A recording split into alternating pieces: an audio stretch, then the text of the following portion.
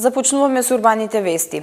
Ке се зголеми квотата за лековите во аптеките за овој месец. Ова е веста на денот, а во продолжение ги гледаме насловите за денеска. За прв пат доделување на наградите Анте во слово во општина Ѓорѓе Петров. Одбележа Националниот ден на Унгарија во општина Газибаба.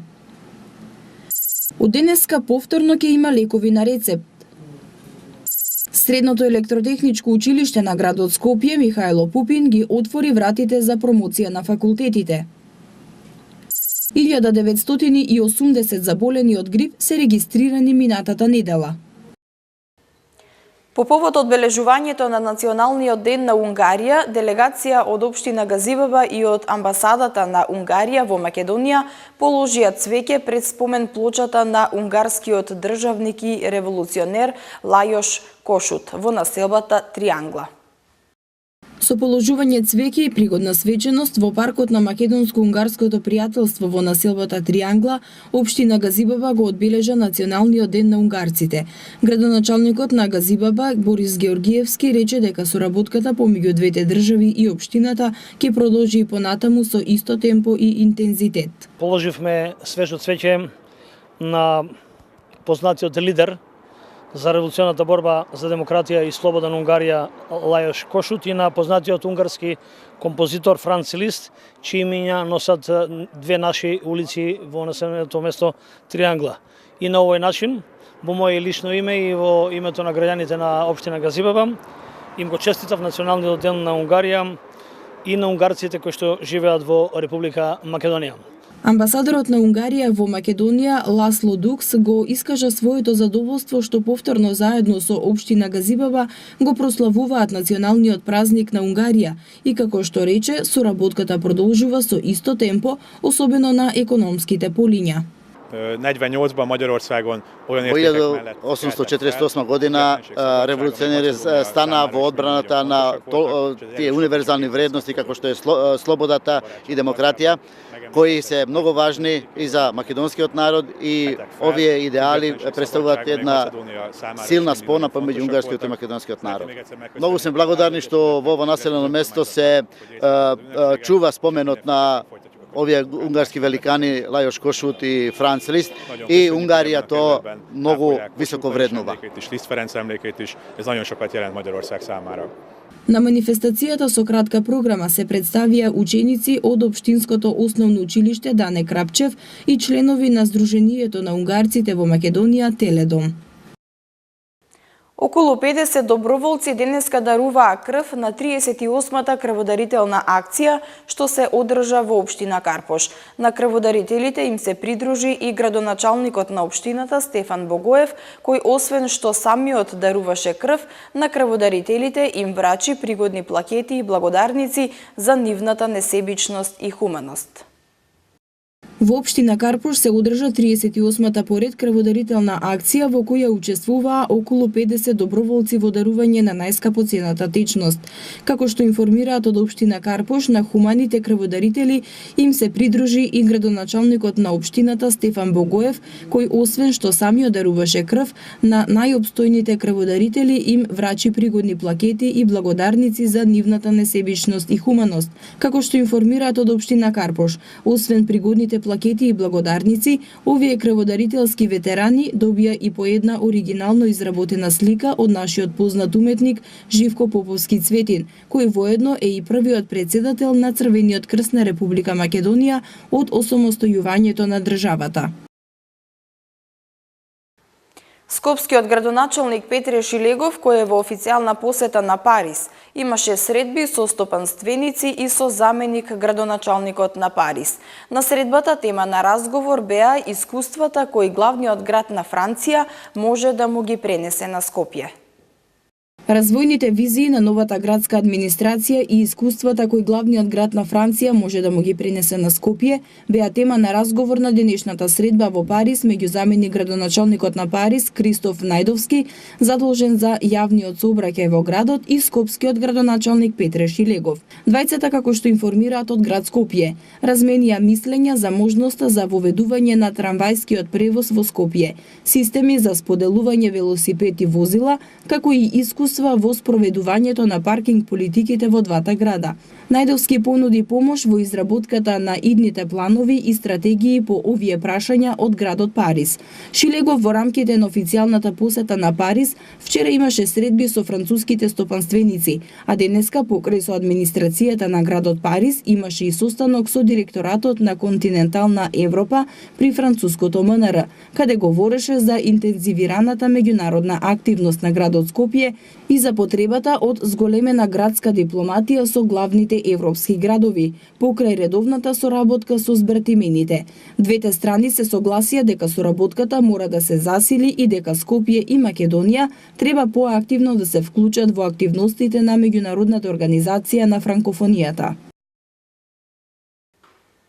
Наградата Антово слово, која е дел од меѓународната поетска манифестација Анджело Ла Векија од Италија за најдобра поетска творба во чест на Анте Поповски, за прв пат е воспоставена во општина Ѓорче Петров, во спомен собата на Анте Поповски во Центарот за култура. На манифестацијата беа доделени наградите на добитниците, кои порачаа дека преку овој начин со создавање нови дела ќе се чествува ликот и делото на Анте Поповски и ќе се пренесува на идните генерации.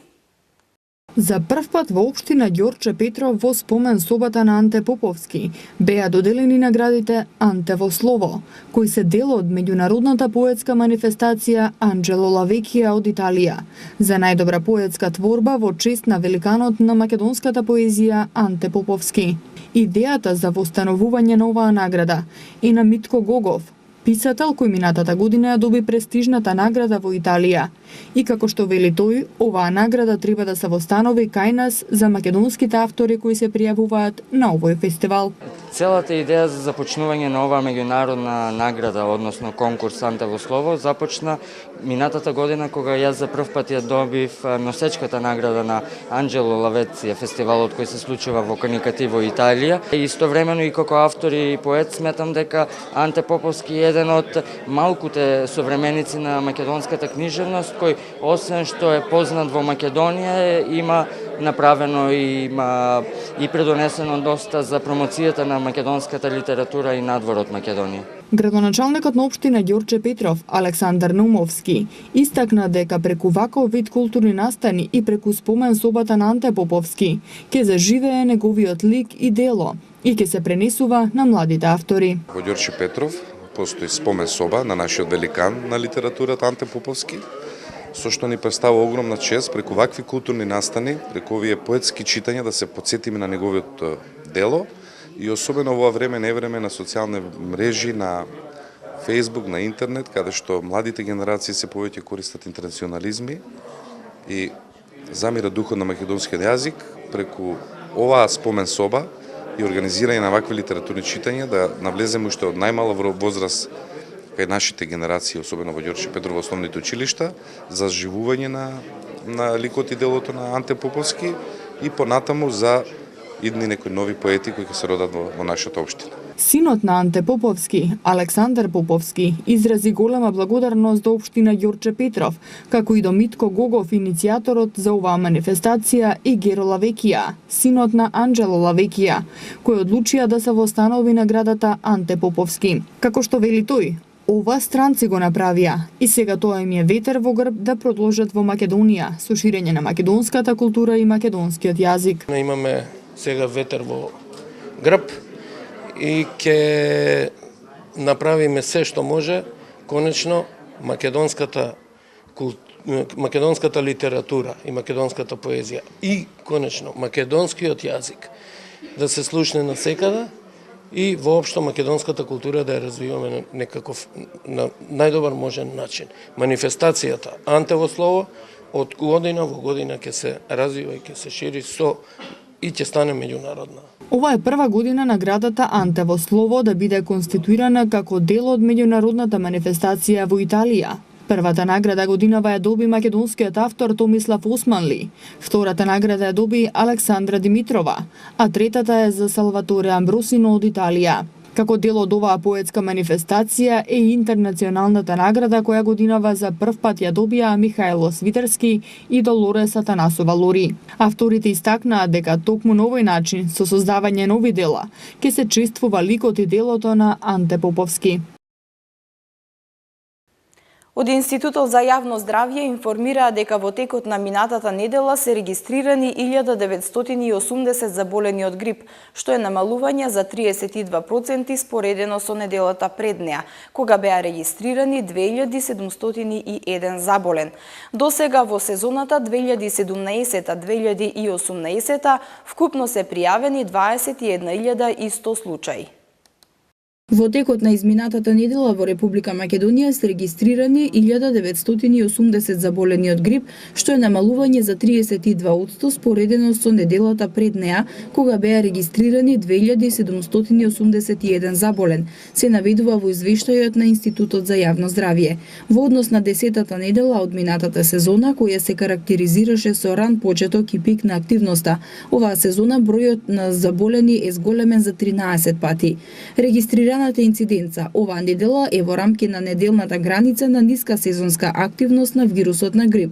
Исто така и во претходните недели. Во 10-та недела најголем број заболени 1209 се пријавени во најголемата возрастна група од 15 до 64 години, а највисока инциденца од 137,8 на 100.000 жители се регистрира кај школските деца на возраст од 5 до 14 години. Оваа недела најголем број заболени лица 355 се пријавени од подрачјето на Центарот за јавно здравје Скопје. Досега во сезоната 2017-2018 година вкупно се пријавени 21.100 случаи. Регистрираниот број случаи е помал за 39% споредено со истиот период од минатата сезона. Во однос на дистрибуцијата на заболените по возрастни групи, најголем број на заболени се пријавени во возрастната група од 15 до 64 години, 12.767 случаи, а највисока кумулативна инциденца од 1888,1 на 100.000 жители се регистрира кај децата на возраст од 5 до 14 години.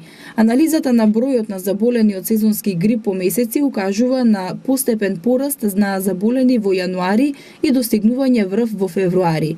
Во март за 2 недели регистрирани се 4.671 заболен или 22,1%. Фондот за здравствено осигурување на Македонија ќе ја зголеми квотата за овој месец и вкупниот буџет на лекови, што значи дека од денеска повторно ќе има лекови на позитивната листа. Меѓу лековите кои македонците најмногу ги трошат, од фондот ги истакнуваат Енаприл и Диазепам. Откако изминативе динови се актуализираше проблемот на граѓаните кои го имаат при обезбедувањето лек на рецепт и неможноста да се обезбедат лекови финансирани од Фондот за здравство веќе во првите 5 дена од месец март.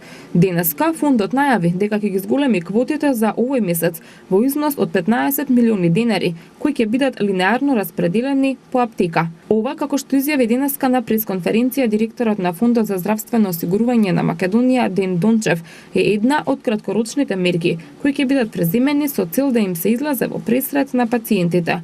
Осврнувајќи се на краткорочните мерки кои ќе бидат преземени, посочи дека вкупниот буџет за лекови за годинава ќе се зголеми во износ од 100 милиони денари годишно, ќе има ревизија на правилникот и методологијата на распределба на финансиските средства, квотите и надоместоците на аптеките. Нова поправична и поефикасна распределба на квотите на аптеките и поефикасен систем за нивни надоместоци. Согласно со интервентна одлука донесена на управниот одбор, Фондот за здравствено осигурување на Република Македонија ќе ги зголеми квотите на аптеките во месец март во вкупен износ од 15 милиони денари, што ќе биде линеарно распределено по аптека. Значи, оваа мерка настапува на сила веднаш и мислиме дека во секој случај ќе придонесе кон намалување на недостатоците кои евентуално настанеа во првите 15 дена од овој месец. Во тек е размислување околу нова поправична и поефикасна распределба на квотите на аптеките со цел да се постигне поефикасен систем за надоместоци на аптеките. Во долгорочните мерки што ги најави, Дончев рече дека се предвидува разгледување на можностите за воведување интегриран и ефикасен електронски систем преку вклучување на сите институции, здравствени установи и работници од здравствениот систем со воведување електронско здравствено досие по пациент. На долгорочен план сакам да ве уверам дека единствено решение кое ќе ги задоволи потребите на граѓаните во целост, кое ќе обезбеди сигурност во страна на фондот дека има рационално и пропишување на лекови и користење на лекови на страна на осигурените лица, е воведување на интегриран и ефикасен електронски систем преку вклучување на сите институции, здравствени установи и работници од нашиот здравствен систем со воведување на електронско здравствено досие по пациент или така наречениот ЕХР, Electronic Health Record, односно матичниот системот, здравствениот системот, матични лекари до аптеки, до ПЗУ, до Фондот за здравство, до Министерството за здравство да бидат интегрирани во една централизирана дата база која ќе дава увид во реално време, конкретно за многу податоци, но конкретно за овој случај, во реално време за бројот на издадени рецепти од матичен лекар и бројот на подигнати рецепти од пациент и дека има мечирање, односно дека соодветно издавање на тие рецепти од аптеки. Во еден таков систем, како и во многу други развиени земји, бидејќи контролата би била целосна и во реално време, се поставува прашањето дали воопшто системот на квоти и ограничување е воопшто потребен.